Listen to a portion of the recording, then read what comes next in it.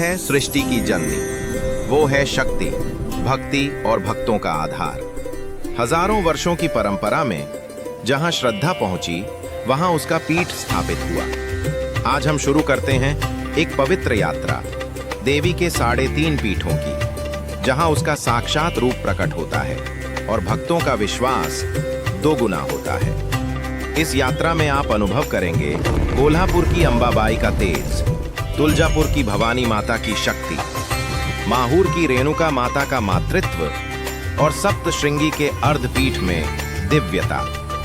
महालक्ष्मी देवी मंदिर कोल्हापुर। कोल्हापुर एक आधुनिक शहर, लेकिन यहाँ हर दिन हजारों भक्त अंबाबाई के दर्शन के लिए आते हैं। हर किसी के मन में एक ही श्रद्धा है, महालक्ष्मी देवी घर की समृद्धि और सुरक्षा की देवी है। लेकिन ये कहानी यही समाप्त नहीं होती। ये शुरू होती है सैकड़ों साल पहले। राक्षस कोल्हासुर ने करवीर में उत्पात मचाया था। देव और साधु परेशान हो गए थे। तब देवी लक्ष्मी ने तेजस्वी रूप धारण किया।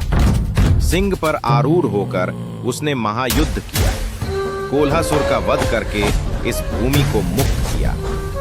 कोल्हासुर ने मृत्यु से पहले वरदान मांगा कि तेरा वास यहीं रहे। देवी ने अनुमति दी और यही स्थान बना करवीर निवासिनी महालक्ष्मी का। शिलाहार राजा को स्वप्न में देवी का दर्शन हुआ और उसने यहां भव्य मंदिर का निर्माण किया। आज भी अंबाबाई जागृत है, भक्तों की भलाई और सुरक्षा के लिए कृपा करती है। तुलजा भवानी मंदिर तुलजापुर। तुलजापुर महाराष्ट्र के दिल में बसी हुई भवानी माता, शिवाजी महाराज की कुल देवी। लेकिन इस देवी की कहानी हजारों साल पुरानी है। महिषासुर नामक राक्षस ने अराजकता फैलाई थी। देव और मनुष्य परेशान हो गए थे। तब देवी ने भवानी रूप धारण किया, सिंह पर आरूढ़ होकर युद्ध के लिए तैयार हुई। महिषासुर का वध किया और इस भूमि पर स्थायी रूप से वास किया।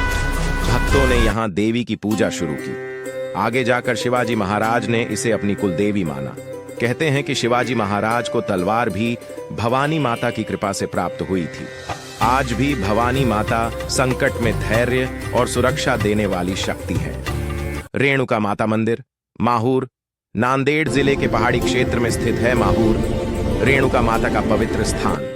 वह केवल देवी नहीं है, वह परशुराम की माता हैं, तपस्विनी और तेजस्विनी। माता रेणुका आर्षि जमदग्नि की पत्नी थी। वह अत्यंत पवित्र थीं। उनकी सेवा और तप से उनमें दिव्य शक्ति प्रकट हुई और उन्हें देवी के रूप में पूजा जाने लगा। पौराणिक कथाओं के अनुसार परशुराम ने अपने पिताजी के आदेश से अपनी माता रेणुका का वध कर दिया। इसके बाद उनके पिता ऋषि जमदग्नि ने परशुराम को एक वर दिया। इस वर में परशुराम ने अपनी माता को फिर से जीवित करने की इच्छा व्यक्त की। वर के प्रभाव से माता रेणुका जीवित हो गईं और वह शक्तिशाली देवी के रूप में प्रकट हुई। आज भी अपनी शक्ति और दया से भक्तों की रक्षा करती है। यही स्थान उनकी स्मृति का प्रतीक बना। आगे मंदिर का निर्माण हुआ। आज भी रेणुका माता भक्तों की माता है, संकट में सहारा देने वाली। सप्तश्रृंगी देवी मंदिर वणी। नासिक के पास 7 पर्वत श्रृंखलाओं में स्थित एक पवित्र स्थान। यहाँ है सप्तश्रृंगी देवी अर्धशक्तिपीठ। प्राचीन समय में देवी यहाँ पर्वतों में तपस्या कर रही थी। उनकी शक्ति इतनी महान थी कि आसपास की दुष्ट शक्तियां त्रस्त हो गईं। जब राक्षसों का उत्पात बढ़ा,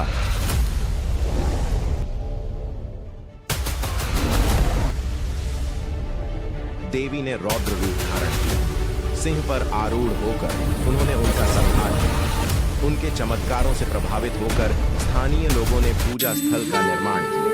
पर्वत की चोटी पर उनका भव्य मंदिर खड़ा हुआ। आज भी हजारों भक्त हर साल पवित्र सीढ़ियां चढ़कर उनकी पूजा करते हैं। सप्तश्रृंगी देवी संकट पर विजय पाने की शक्ति देती है। देवी के 3.5 पीठों की यह यात्रा केवल एक धार्मिक यात्रा नहीं है, यह एक आत्मिक अनुभव है।